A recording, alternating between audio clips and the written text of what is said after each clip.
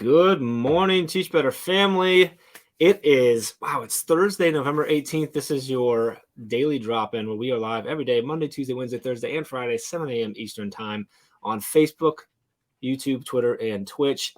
I'm Jeff here in for Ray. She's normally here on Thursday, but it's me today. And if that makes you turn off the camera or turn off the TV or whatever, that's fine too. But I have a special guest with me. I got James O'Neill here. We're going to dive into what he's all about. We're going to talk about our theme for the week, which is creativity. So we're going to dive in that a little bit. We got some holidays to celebrate. And I got a good news story I think you're really going to enjoy as well. So stick with us. We'll be right back.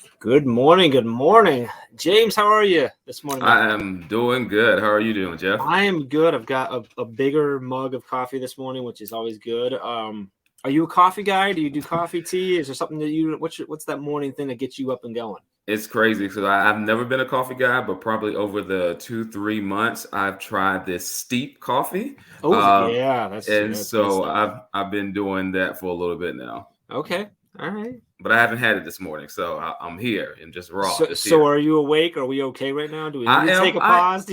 I am awake. I am awake. My eyes are naturally small, so people may think like he's really sleepy. That is not the case. This is how they look. All right, we start off with a little self-defamation. Okay, yes, I like it. No, so you're down in North Carolina. We were just talking about that. You're in Charlotte, which I love. I know you haven't always been in North Carolina. I think you were originally, and then you went to New York, if I remember correctly, right? Pittsburgh. Pittsburgh. Oh, that's right. You're in Pittsburgh. Yeah. I don't know if we can talk then. I'm in Cleveland. So no. I'm actually a Penguins fan. Hate the Steelers, but I love the Penguins because we have talk. It's a weird thing. Chad, our CEO, my co-founder, he's a Steelers fan, so we've always had that sort of, anyway, great relationship. Yes. So, good morning, everybody watching. If you're watching on Facebook or Twitter or Twitch or YouTube, good morning to you. If you're listening later today on Teach Better Talk podcast, good afternoon, good evening, whatever it is for you. We're glad you jumped in. If you are with us this morning, please drop in the comments. Let us know. Are you drinking coffee? Is it steep coffee or is it like iced coffee?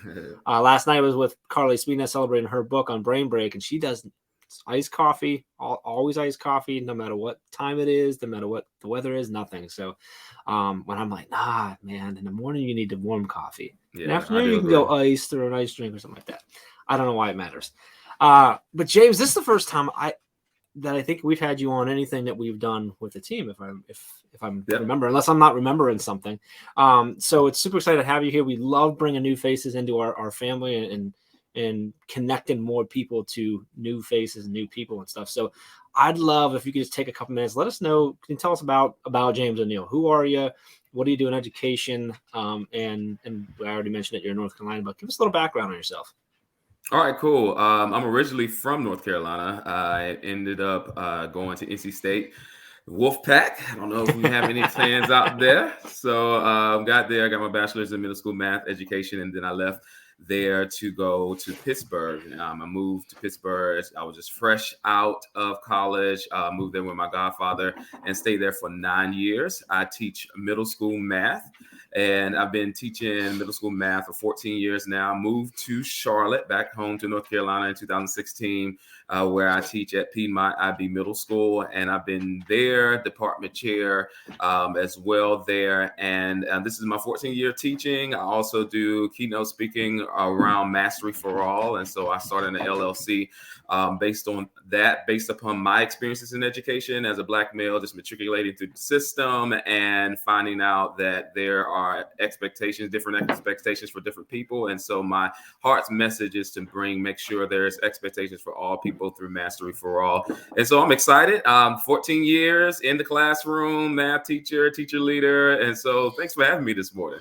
Yeah, it's awesome, dude. What an awesome career. So you originally from North Carolina, but not Charlotte. Where were you at? Where were you Born and So raised. there is a little town in North Carolina called Belhaven, North Carolina, Okay. and it is 2,000 people. So it's a little small. We have 2 stoplights. We have a Hardee's, and that's the national That's chain. the national change. Okay. Yep, Okay. yep, yep. And little mom and pop stores. So it's a little small town on the eastern part of North Carolina. If you know anything about the Outer Banks, I'm probably like an hour and 15 minutes from the Outer Banks. Okay. So we're Okay. right on the coast. Gotcha. And then you went to Pittsburgh. Were you right downtown Pittsburgh? I know you were at Pittsburgh. I think you were at Pittsburgh public schools Yep. for a while, I right? went to Pittsburgh Public Schools, and I ended up in two school Okay. districts, the Keysport School District, and then Bethel Park. And fun, Gotcha. do you watch This Is Us? Do you know the show This Is Us? I know it. I actually don't watch it. I know I'm like the only person in the world that doesn't, Okay. but I don't. Well, just fun fact. So This Is Us takes place in Bethel Park, Oh, does it really? Pennsylvania. Okay. Yeah. So when Gotcha. they talk about the Steelers and they talking about Pittsburgh, I'm just like, hey, I taught there for a year and a half. So are you a Panthers fan or a Steelers fan? Like, how I do am. you, or are you I'm neither? not a Panthers fan. I'm a North Carolinian who happens to have a team here, but I'm definitely a Steelers fan. You're a Definitely Steelers fan. Okay. Yeah. Okay. So are you a Penguins fan then too?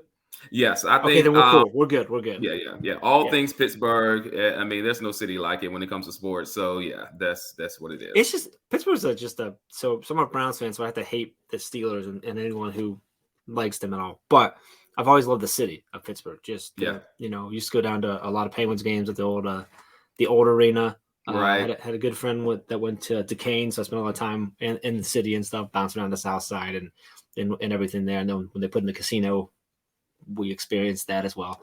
Because where I grew up I grew up in Youngstown, Warren area of Ohio. So Okay. Yeah. just a nice little hour and a half ish jump over to Pittsburgh, so nice and close. So we went there a lot. So I enjoy that. I'm the weird Browns fan who I've always appreciated the Steelers franchise that they could do.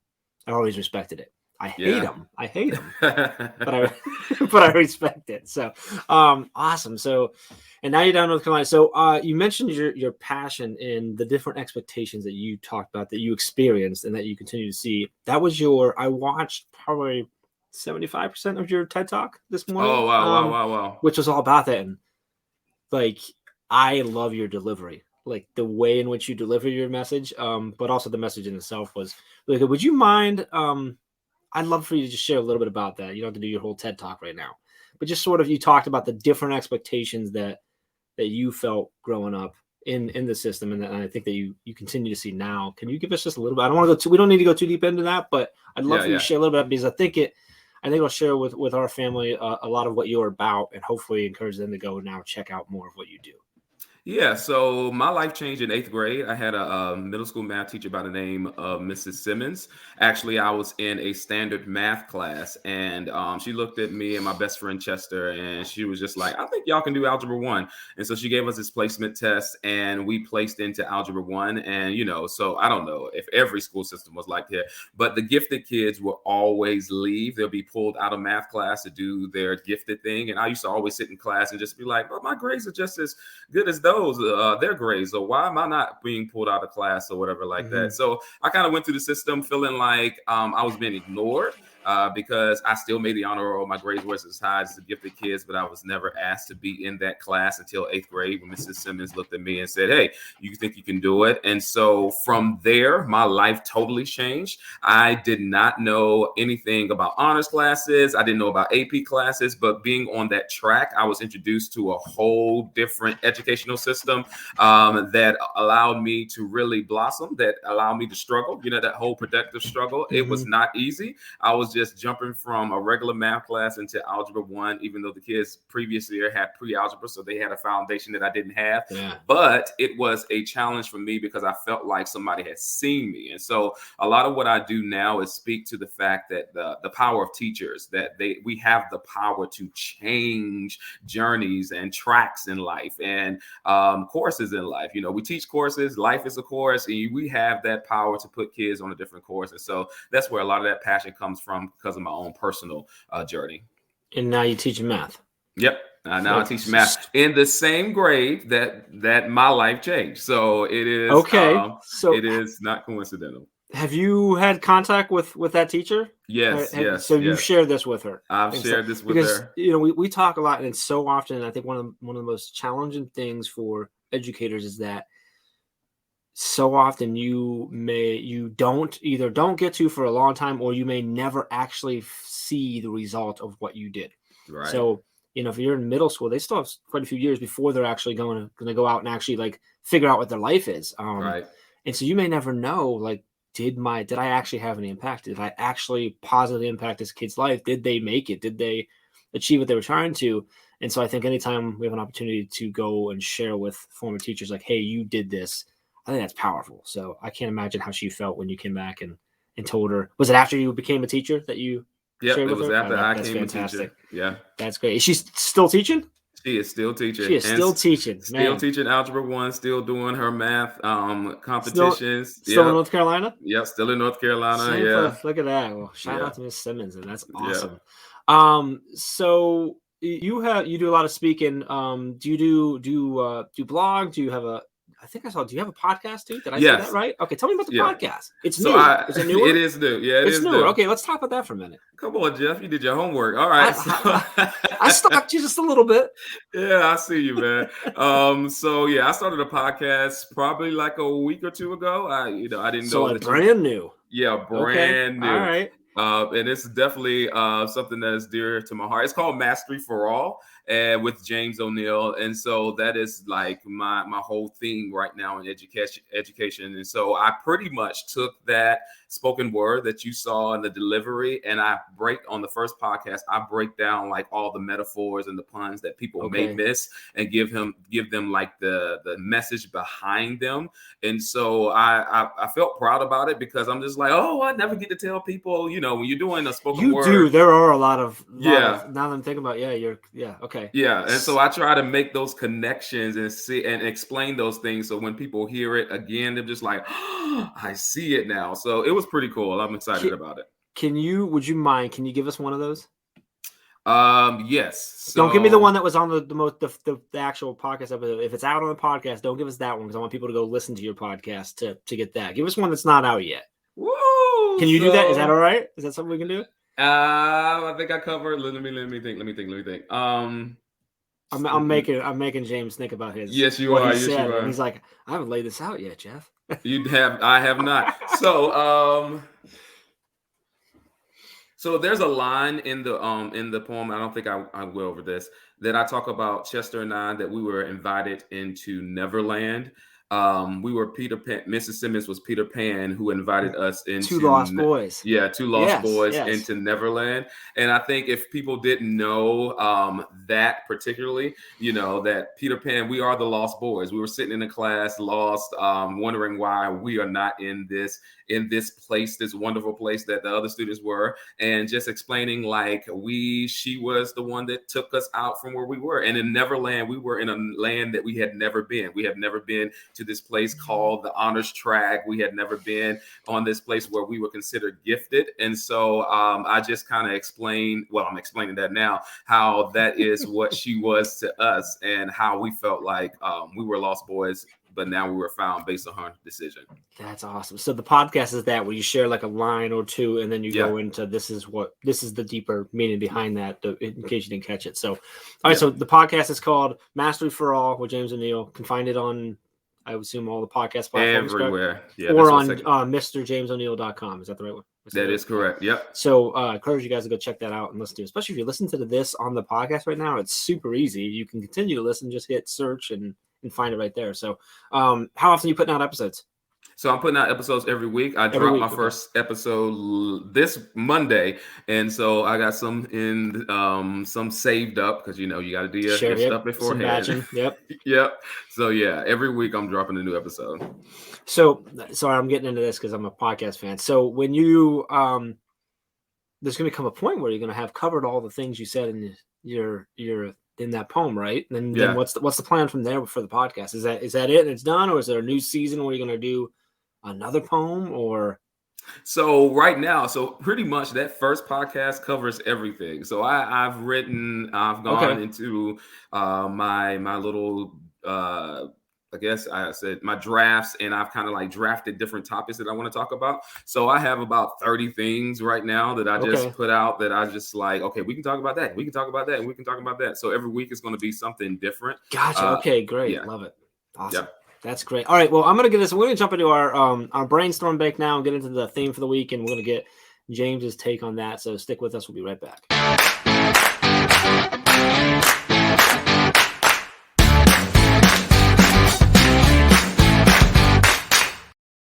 All right, welcome back to Daily Drop-In. We're live Monday, Tuesday, Wednesday, Thursday, and Friday at 7 a.m. Eastern Time. And if I don't say the words that fast, I won't remember the days of the week, just so everyone's aware of that. But we are live on Facebook, Twitter, Twitch, and YouTube. And Ray's going to be mad because I said that in a different order yet again. So the other day, Ray and I figured out that the two of us never say the order of what we're live on the same way. And apparently it's driving some people crazy. Because I'll say like Facebook, YouTube, Twitter, and Twitch, or Facebook, YouTube, Twitch, and Twitter, or right there, I think it said Facebook, YouTube, Twitter. I don't even know. Anyway, so that was my nod to Ray. I apologize. I did it again. I don't remember what we decided on Monday. Anyway, we're back here with James O'Neill, and in an attempt to keep me from rambling on, we're going to get into the topic of this week. So this week's all about creativity, and the sort of theme is about is instilling creativity before the end of the month. But I think in general, just keeping creativity alive in the classroom. How do we use it? So, James, I'd love to just let you go on this. This has been a really challenging year. After the year we thought was going to be the most challenging, I think this year is even more challenging, potentially for so many people. And I feel like there's so much, all the stuff that we kind of got a little relief from last year because we had that layer of like a lot of grace in the 2020. This year, like all that stuff's coming back. So like teachers, I think there's so much being asked in a world that is way not back to normal yet, as if it was ever normal. How are you, and how can we continue to keep creativity alive in our classrooms? And how are you utilizing that? What creative things, and how are you trying to spark those creative juices in your students in your classroom now, in the midst of all this other stuff that we have to deal with right now? I know that's like a loaded question, but like it is. You're on though. It is definitely a loaded question. When I think about creativity, I think about teaching in general. The first thing that comes to my mind is that it has to be something you love. And so I think our love is being challenged this season because of the simple fact that it's been strained. It was strained last year, going online, trying to do things virtually and not being in the face-to-face with our kids, and then coming back and thankfully we are face-to-face. And so that is something that I love, and I let that kind of like center me when I think about last year and this year. When it talks about education, I'm just like, James, you have kids in front of you.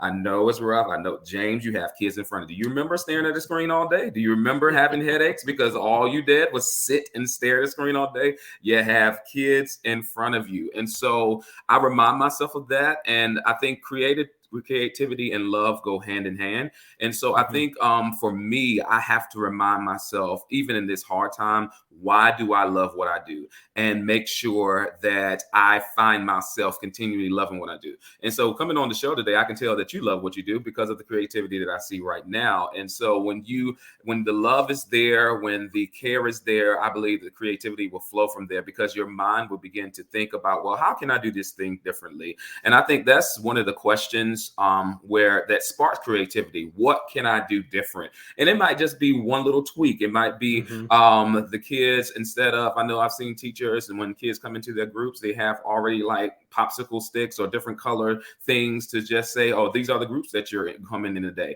and so just switching or tweaking little things and just asking that question, how can I do things differently? So recently, I like to play games. And I know through the content that I have to get through the content as well as a math teacher. And so I'll just ask myself, so how can I make this a little more interactive?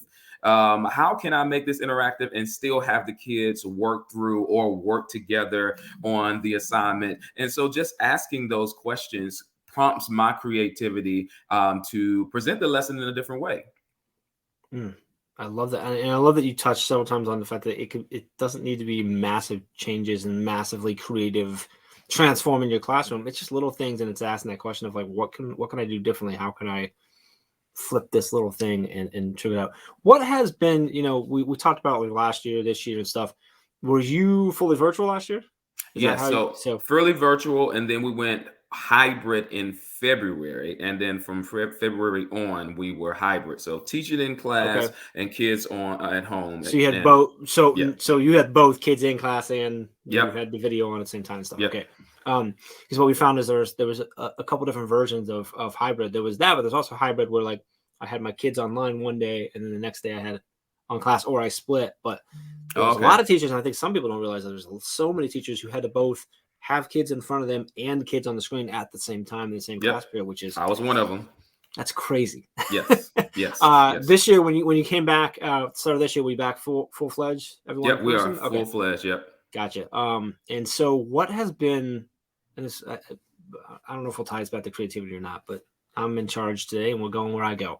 Let's flow. What has been the biggest challenge for you coming back? Coming back to what was supposed to be normal that is not. What has been the biggest challenge this year that you feel like you've had to personally overcome? It is the reframing of the year. And so, like, people ask me, wasn't last year the hardest year, or isn't this year the hardest year? I always try to reframe that in and saying, I have kids in front of my face. Like it is, because the climate right now, it is a lot. You can feel it. You can feel the tension. You can feel the over exhaustion.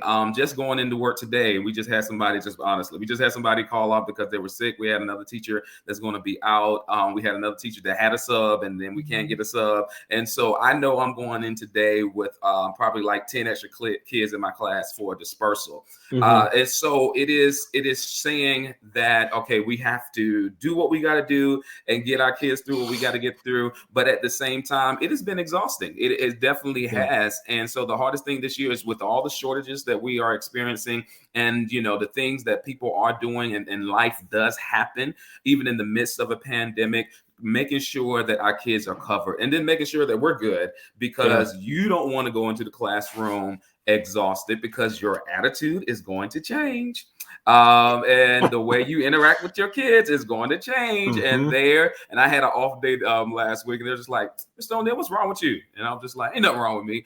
But I knew, like, I was just like, I'm feeling a little different today. And so how do you get out of that, James? How do you get yourself out of that? Is it just that reminder that I have kids in front of you? Do you have any like little tricks, things that you do to help you kind of reset back to where you need to be? Yes, lo-fi hip hop music. It is a calming. I'm telling you, like, I play this in class, and I just, in those moments, I just remind myself, it's mellow music, and, you know, music just puts you into a mood. So I don't, at that moment, when I'm trying to be hype, I don't want the kids singing. It's instrumental. And so that is one of the things that I do to calm myself, and then reminding myself that your kids don't deserve your day. They are not the ones that offended you or have you in this mood. You are here because of something else. And so just reminding myself that they don't deserve that, and they deserve to be treated in the way that of love and respect. Now, you have to fight for that because you feel a certain way, but you're going to have to remind yourself that, you know, treat them with love and respect.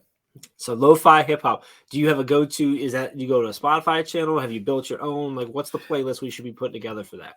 So YouTube.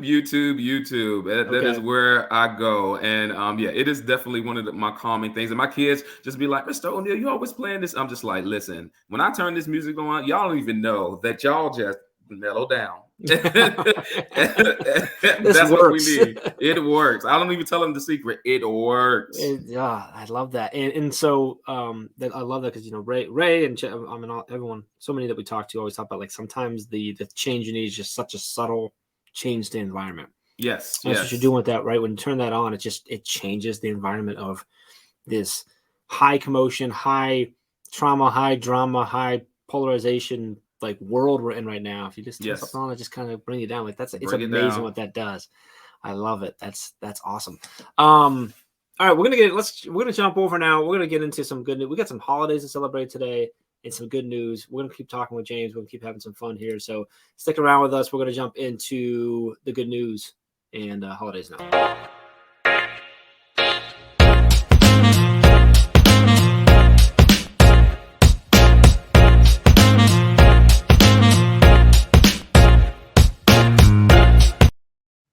All right, we are back on Daily Dropping with Mr. James O'Neill. James, we're going to get into holidays and good news. So we love to share holidays because one, some of them are just fun, but also they're all a potential thing that you can share with your students, your colleagues to spark conversation, spark ideas. So do that. And we love sharing a good news story. One, because hopefully it makes you smile, it makes you feel good, but also like to hopefully pull a lesson out of that to deliver to our kids as well. So lots of holidays today that I wasn't all aware of. I don't know if you did. I don't know if anybody knows if you happen to be a Mickey or Minnie fan, but today was actually the first day. This is the birthday of Minnie and Mickey Mouse because this was the first time they were on screen. So I did grab my Mickey. I had my neighbors went to Disney World and all I got was this silly coffee mug. But it's a big mug and I like it. So today's Mickey Mouse and Minnie Mouse's birthday. It was back. I should have looked. I'm not going to click on the thing. It was back. I will. For you, James, I will. I appreciate it. When did they come about? It was in 1928 that they first debuted. So that's why it's their birthday. Today's actually the American Cancer Society's challenge of Great American Smokeout. So this is the day that the American Cancer Society says, hey, if you're a smoker, today's the day to quit. Today's the day to go 24 hours without it. They actually don't even necessarily talk about like giving them up for good. They just challenge smokers to give them up for 24 hours. And I think there's a lot of power in that for them to, if I can do that for one day, could I quit? Right. Yeah. So I think that's good. There's some other ones. James, I know this is a big one for you that you're a big fan of, but it's National Princess Day today, which is, it says a dream is a wish your heart makes. It's time to make the wish come true. Be a princess today. It's Apple Cider Day. And it's married to a Scorpio Day. Oh, so I am a Scorpio. I'm just not married. Well, all right. Well, someone needs to marry you so that we can celebrate this holiday. Exactly. It's also not. Let's see what else I got. It's National Use Less Stuff Day. So that's obviously around trying to bring down waste and things of that nature. It's World Philosophy Day. And which I think that's a trigger. You can talk about philosophy. What is it? How do we use it in the classroom? How does it impact our life? And then also today is in a more serious day is World Pancreatic Cancer Day. So it's to remember and think through and bring more awareness around pancreatic cancer. So lots of holidays to celebrate. That I got this all over at nationaltoday.com. They have every day. We just click what holiday is on today, and it gives you the whole list of them. So always a great thing you can bring up with the kids and talk about like, why was this a holiday? Why is this something that's even brought up? How do you make something a holiday, right? You can go into so many different things. So if you're celebrating Mickey or Minnie or using less stuff, or you're going to try quitting smoking for the day, or you want to be a princess today, today's the day to do it. Or, hey, just saying, he's on screen. He's a good looking dude. If you're looking to celebrate, to a Scorpio. he's here. So anyway, no. I guess I was about to say you're on the market. You didn't necessarily say you are on the market. You just said you're not married. So those could be two very different things. I don't want to get myself or you in trouble right now. There you go, Jeff. There you go. So I don't want to ruin that. So we also love sharing a good news story. And this is all about, like I said, like to make you smile, hopefully just bring some joy to your life today. But also a lot of times these good news stories are something that we can bring to our class or even to our colleagues to spark a conversation, to talk through with our students, and to have those conversations around. So this one is, there's a 13-year-old boy who is granted a Make-A-Wish because he's okay now. He was terminal. He's actually overcome the rare form of blood disease and bone marrow that he had. But he used his Make-A-Wish to feed the homeless in his town for a month, once a month for an entire year. And so this is Abraham Alabegi. I think I'm saying his last name correct. He was 12 years old when they found out that he needed the bone marrow transplant. He got a successful transplant. He went through chemotherapy. It looks like he's out of the hospital. Things are very promising. But over the course of that illness, he learned that he qualified to be a recipient of the Make-A-Wish. If you don't know Make-A-Wish, they work with and they raise funds to then provide a wish to kids who are terminal or don't have a great diagnosis. So thankfully, Abraham looks to be on his way out of it and gonna beat it and fight through it. But he qualified for this. And the really cool thing is, rather than doing something for himself, he said he wanted them to help him feed the homeless in his town. And so what Make-A-Wish did is they do for 12 months. They're midway through. I think they have like a 4 or 5 months left. they help him set up a delivery in a station where he's feeding. They got a picture on here of him he's got his mask on as an apron, and he's delivering food to the homeless in his neighborhood. And what's really awesome is that he and his mom and dad have figured out how they're going to continue keeping it going after technically the Make-A-Wish stops. Amazing. So this is a young man who has every reason in the world to take it for himself. He's battling so much. He's had to deal with so much, and he still chose not. He didn't pick a bike. He didn't pick a PlayStation. His mom jokes about, she thought for sure he'd go with PlayStation 5. He didn't. He went with, I want to help the homeless. I want to help people who don't have what I have. When it's so easy for us to forget and take for granted what we do have, I think is a huge lesson here. And this is a young man who could have put pity on himself, could have said, look at all the things I don't have. I don't have potentially the future. I don't have, I'm sure he was sick all the time. And yet he still says, no, I don't need that stuff. I want to give back. That's just such a powerful thing. I think the story of just sharing with kids, like, hey, how can we do that? How can we take an opportunity like this and do good for others? I just think that was just an awesome story. I'm so glad I dropped that. That's on goodnewsnetwork.org. So if you want to go check out and read the actual story, they've quite a bit there. Some great pictures of Abraham and his family and what they're doing though. So just super cool story. I love that. That's super powerful. Love seeing kids do that type of stuff, and kids will they'll surprise you like that. Yeah. It's really cool. So, and I get excited about that. I'm really excited actually to share that with my daughter. My daughter has been kind of getting into that. She's 7 now. And a couple weeks ago, I shared how she saw a homeless man on the side of the road and would not stop until we got back to him to give him food. And he had left by the time we got back that night. We went back, we were out the next day and tracked him down.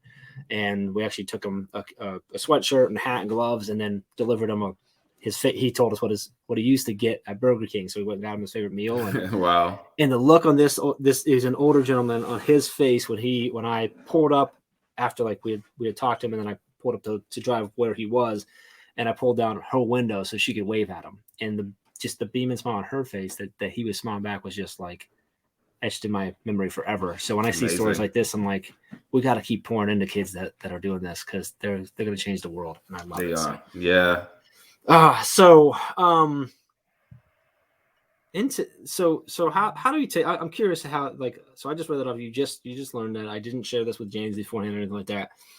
What can we take from this story to then take into our classroom? I'm going back to creativity now. Like, how can we take stories like this? It doesn't have to be this one. It can be anything. And how do we bring that in to start that conversation with our kids in a math class? So like this there's no math here, right? Yeah. So I'm putting you on the spot right now. So we're going to see how good you are, right? It's like, because I always think, like, sometimes that's difficult. It's like, well, I got to teach math. I got to teach numbers. I'm teaching math. Like, how do I bring in, and it doesn't have to be necessarily around this story, but how do we bring in these other pieces of life into a math class? And where it's so easy to say, well, I'm just going to teach multiplication. I'm going to teach subtraction. I'm going to do this stuff. Like, how do we bring in life too?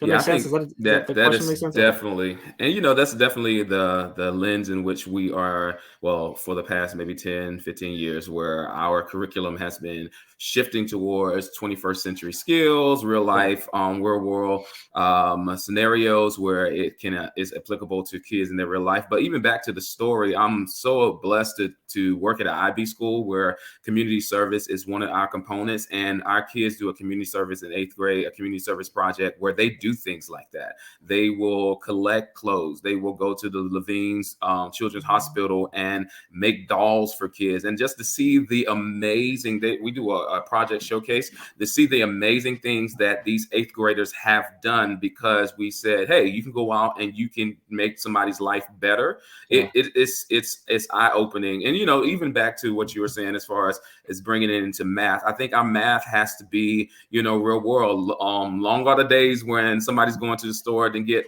200 watermelons, and because and then give Jimmy 10 and Susie 26, right? Yeah. Exactly. Long are those days because that does not make sense. Do you own a restaurant? Like, is there a party that you're having? Like, what in the world?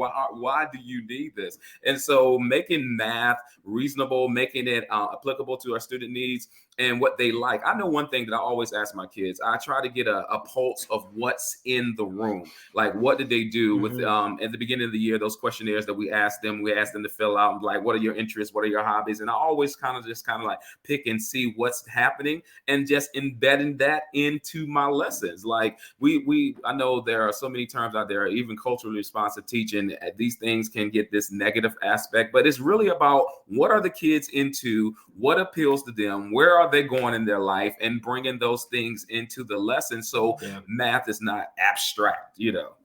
Yeah. So you mentioned the projects that your kids do. What can you share one of the ones that's like that sticks on your heart, like that you'll never forget, that the project that a kid came up with? Yeah, so there was this one project that these two young ladies, they went to the children's hospital, and it is the kids that are, that have cancer and different things like that they're going through. And they literally, and I don't even know how they did this. This is just the power of just coming together and just bringing community together and getting your parents involved and getting whoever they're connected to involved. And they literally made cards for all those kids in the hospital. And I was just like, how? Like, and they just had the whole process. They had a video, they had journaled the entire thing.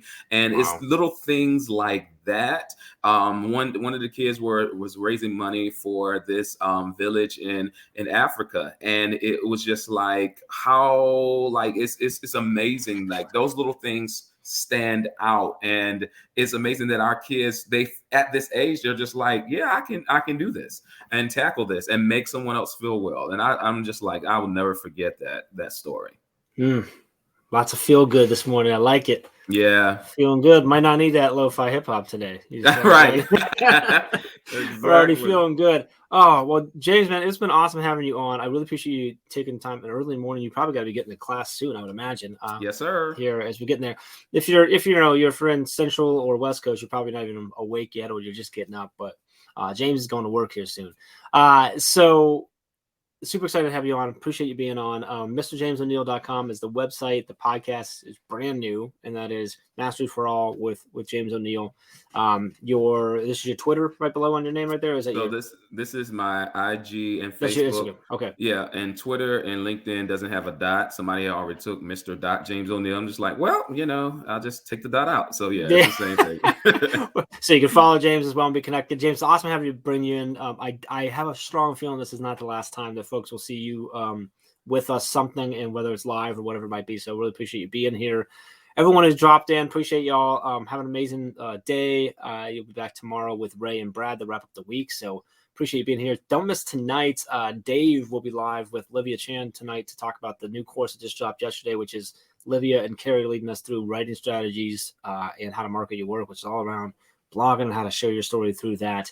I may or may not make an appearance in one of the videos too, but you really want to come for Livia and Chan. You might want to, or Livia and Carrie, you might want to just skip over mine. But anyway, that's over at teachbetteracademy.com, so you can check that out. And we'll see you tomorrow morning for another Brain Break. James, man, appreciate you, brother. Have an incredible day, and we'll see y'all guys later. Appreciate it, Jeff.